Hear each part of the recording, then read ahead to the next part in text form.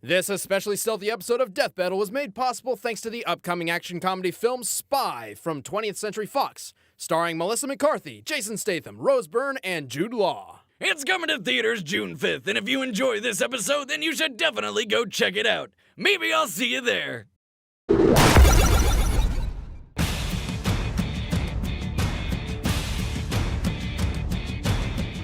They are the government's best-kept secrets, masters of stealth, trained to kill in 100 different ways from the shadows or face-to-face.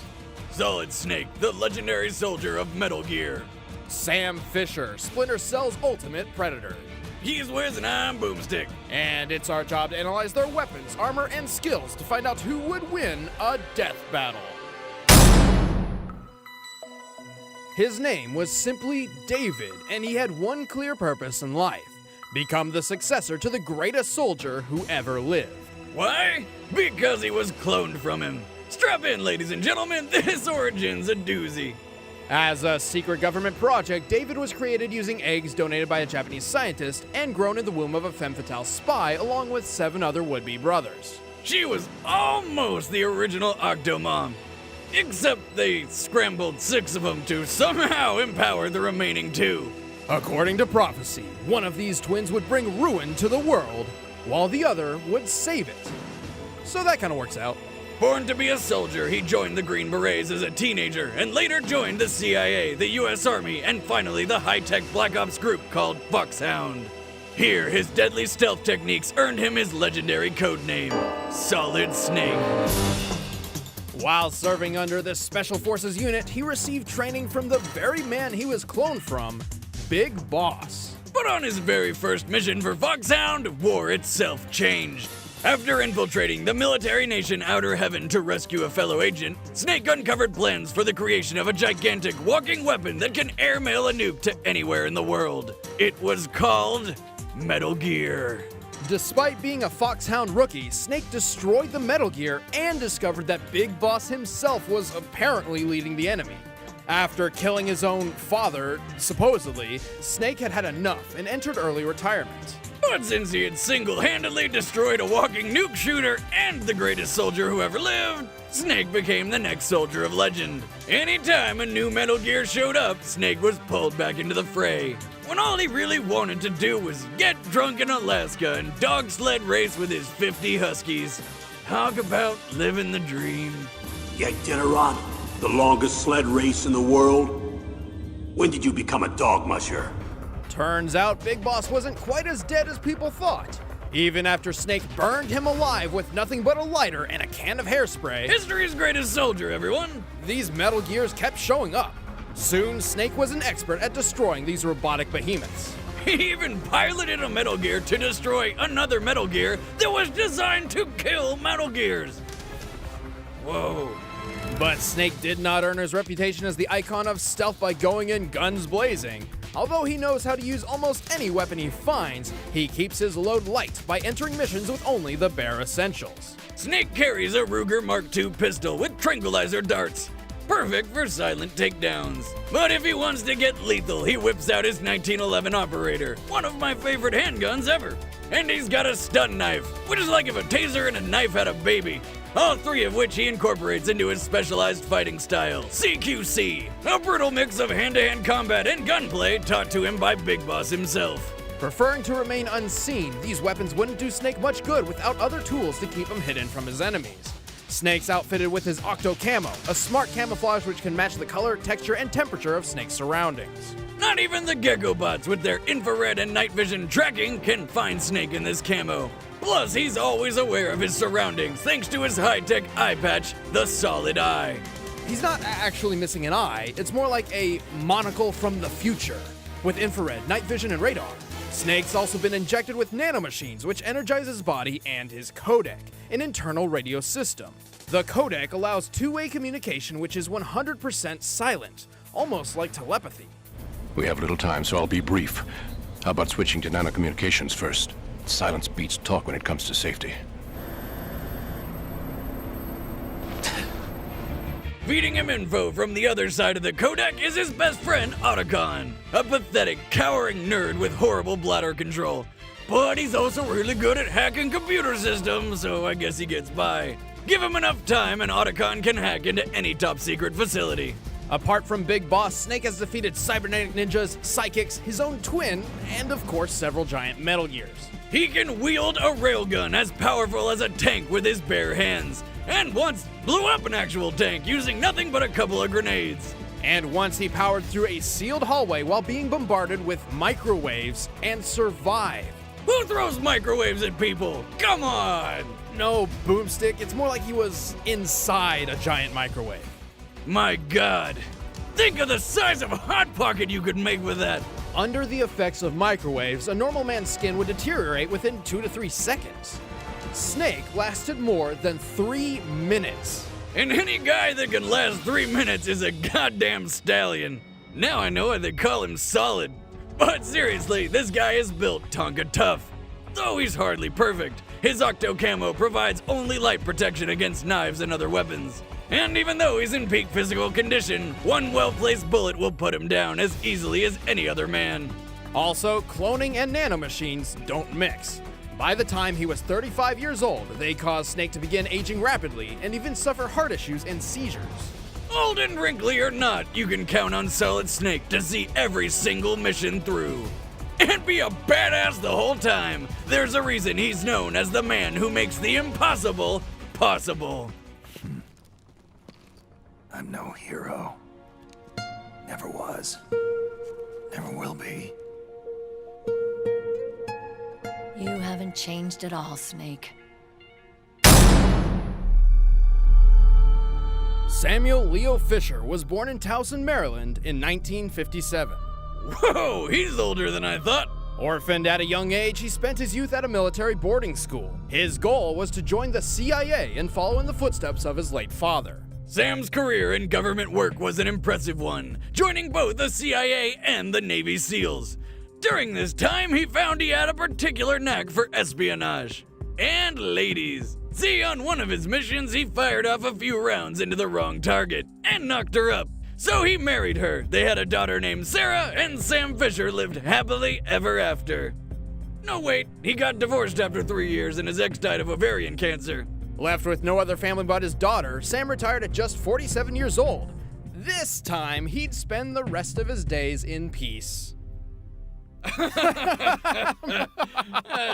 As if. We all know how it goes. Sam was too good to leave the agent's life forever, and was recruited by 3rd Echelon, a top-secret sub-branch of the NSA. 3rd Echelon wanted Sam for their new Black Ops unit, focused on infiltrating impenetrable locations, extracting information, and escaping even the most impossible scenarios. They called it the Splinter Cell program. Oh yeah, let me come out of retirement and do that. The completely impossible. Talk, but talk quietly. I'll tell you anything. I'm the biggest coward you've ever met. That's quite a claim. I've already wet myself.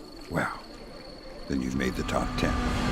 Well, luckily, like other agents of stealth, Sam Fisher didn't have to work alone. His support comes from Anna Grimm's daughter, or Grimm, who communicates with Sam through subdermal implants in his ear. Ew! It's just a tiny earpiece which operates by directly vibrating the bones of his inner ear, so only Sam can hear her. So she's vibrating his bones, eh? What is with you today? I don't know. Grimm is a world-class hacker who started as 3rd Echelon's lead programmer and might be aging backwards, but that's irrelevant. Together, they are a formidable team, although Sam and Grimm have very different approaches to a mission and can sometimes butt heads. While Grimm is very by the books, Fisher prefers to follow his instincts. For better or worse, he will completely abandon a well-laid plan over a mere hunch. Surprisingly, this works out better than you'd think. See? You don't always have to plan out every little detail about every little thing. I thought we agreed to never discuss that trip. I just wanted a churro, but no, it wasn't in the schedule. Bet it was delicious. Oh, shut up, Boomstick. I'll kill you. Grimm directs Sam's movements, keeping him invisible on the field, along with the latest in stealth gear. He sports the Mark 8 Tactical Operations suit, a light diffusing black armor that's layered with Kevlar and Rhino plate to help protect against bullets. Along with a layer of Gore-Tex, a material that suppresses his heat signature to make him invisible to night vision. Speaking of night vision, Sam has that. And more! His multi-vision goggles come equipped with thermal vision, sonar, a zoom function, and even footprint tracking to ensure that Fisher can see you even if you can't see him. In fact, he's so stealthy that while he can track footprints left behind by others, his own trail is completely undetectable. Even by him! I'd say that he's the stealthiest man ever if it weren't for the 3 giant green lights coming off his head. Come on, dude. Common misconception. As obvious as they may appear, those lights are actually invisible to a normal human eye. Really? Well, that's too bad for his enemies because Sam excels at killing efficiently. While lurking in the shadows, he takes aim with his favorite pistol, the semi-automatic 5.7, a compact firearm that's perfect for silent, quick kills. And if someone manages to spot him, unlikely as it may be, Fisher is more than prepared to take them head-on with his SC-20K modular assault weapons system. This beaut is like the Swiss Army knife of guns. It has an assault rifle mode, shotgun mode, sniper rifle. Oh, she can be whatever you want her to be. Boomstick. What? Yeah, as versatile as she is, that's nothing compared to the amount of things she fires. Aside from bullets, the 20K can launch gas and EMP grenades, sticky shockers, rubber bullets, and even cameras which attach to the wall. After their titanium spikes anchor them in place, Fisher can use his built-in communications device, the OpSat, to monitor them. These cameras have night, thermal, and electromagnetic field vision. Sam's got so many ways to take on his opponents, it's hard to count all the impressive stuff he's done. He's carried out more than a dozen missions, went all Liam Neeson and rescued his daughter from kidnappers, and has even infiltrated the CIA itself. Which probably isn't easy. He has single-handedly prevented a Chinese invasion of Taiwan, foiled terrorist plans to destroy the world's oil supply, all of it. And when he discovered that Third Echelon was corrupt from within, he took it down by teaming up with Grimm to create Fourth Echelon. In combat, he's insanely fast and accurate on the quick draw. Even when surrounded, he can put 4 bullets in 4 skulls in 3.2 seconds. He can literally take a life in the blink of an eye. Despite his age, nature hasn't slowed Sam down at all.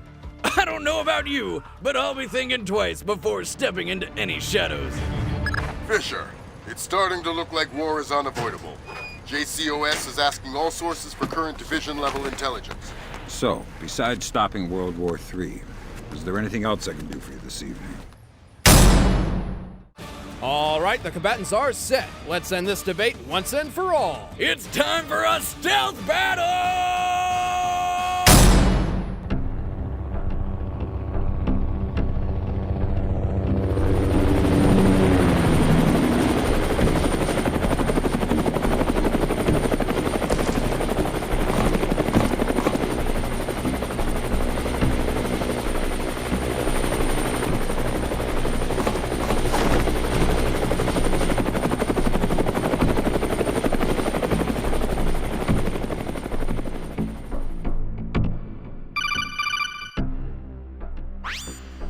Okay, Snake, I've finished uploading the building schematics to your solid eye. The intel we need is inside. Should be a piece of cake, but there's one heat signature inside. Just one? Yeah, maybe everyone's out for a late night dinner. Thanks, Otacon. Piece of cake.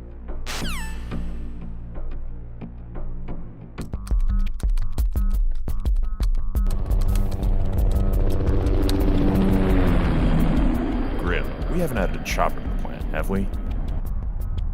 No, the Paladin is your evac plan. Why? We've got a party crasher. Your new friend won't last long. There's only one way into that room. Don't lecture me, he's mine. Snake, he's in the room.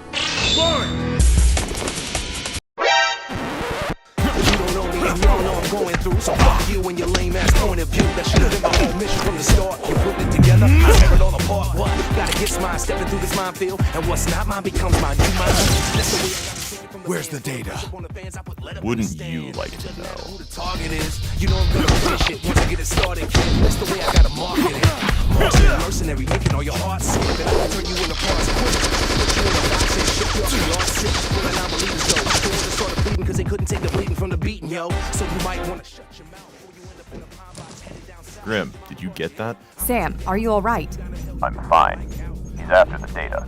Just our luck. I'll bring the plane in for you. Don't. This guy's gonna be a problem if I don't take care of him now. But it's more important that No.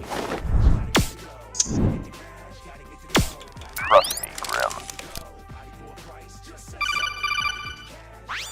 I'm not alone. Somebody beat me to the intel and destroyed the source. Think he's with Praying Mantis? Raven Sword? If they're operating out here, it couldn't possibly be anyone we're familiar with. I'll start scanning radio frequencies to see if I can find any comm lines. But Snake, until we know what you're up against, I suggest you keep yourself out of sight. I've already got it covered. Please tell me it's not a cardboard box. Do I need to go over this again? The cardboard box is a very important tool for infiltration missions. It's ideal for fooling the enemy. Man, it ain't personal, it's just the only way I still can make a grand. Understand what I'm talking about? Get the picture of what this all about? It's time for you to walk it out. You don't want to be around when these dogs start barking out. You don't want to play the target. Snake, this is insane! Otacon, I'm not exaggerating when I say the success of my mission hinges on how I use this cardboard box. But in the end, a cardboard box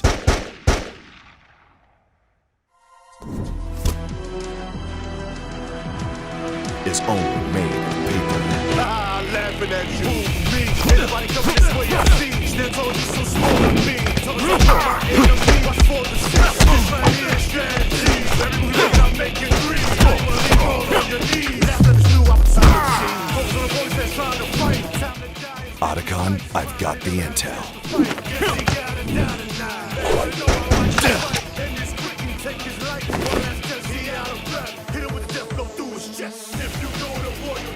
Sam, I'm sending you the camera speed. Whatever suit he's wearing is powered by electricity. Perfect.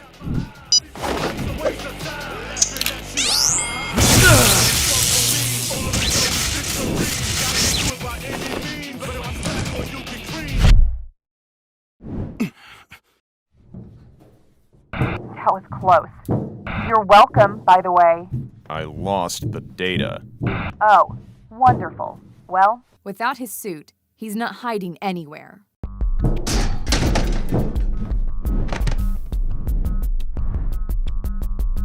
he's just behind that door. Go get it back, old man. This is too easy. What is that? I don't know. Somebody's interfering. Hello? Is this thing on? Who is this? Identify yourself. I'm Otacon. I'm impressed. Your security's pretty state-of-the-art. Not good enough, though. Sorry. What? How long have you been listening in? Long enough. But right now, Miss Grimm, I've got to shut you down. Ah! Sam! Sam, do you copy? Sam! Grimm, are you there? Are you okay?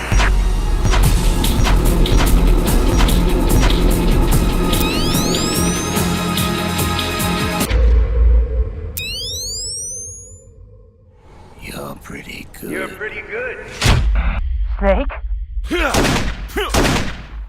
Snake?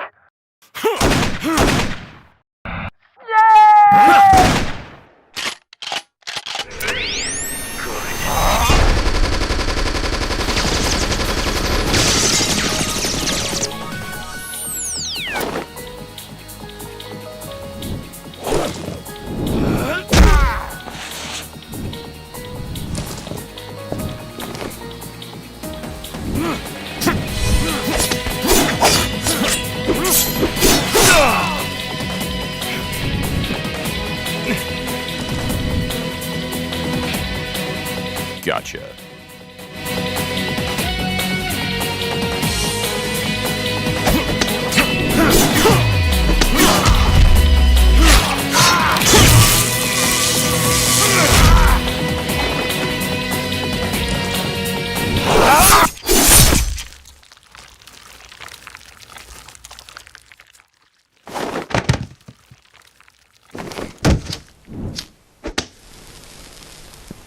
Piece of cake. Heyo! Holy hell! Both Snake and Fisher were experts in their field. Snake may come second to Fisher's skills in silent assassination, but he far exceeds him in close quarters combat thanks to his specialized training. Even though Sam was a master of blending into the shadows, Snake's solid eye had no trouble tracking him down. What's more, Grimm's comm line has a history of being hacked into, while Snake's codec does not. But what about Snake's nanomachines and Solid Eye? Wouldn't they be disabled by the EMP blast? Actually, no. EMPs are comparable to microwaves in how they affect electronics. When Snake was bombarded by microwaves, his Solid Eye survived for 2 minutes of non-stop radiation, while his nanomachines remained intact throughout the entire experience. A single EMP grenade doesn't quite stack up to a hallway of microwaves. Even if he did lose his nanomachines somehow, he didn't need them to beat Sam. Overall, Snake has a counter for anything Fisher could throw at him and had the edge in close quarters combat, leaving this victory pretty straightforward. Poor Sam. This loss just kinda snuck up on him. Yeah, from the start, it was lights out for Sam. The winner is Solid Snake. Next time on Death Battle.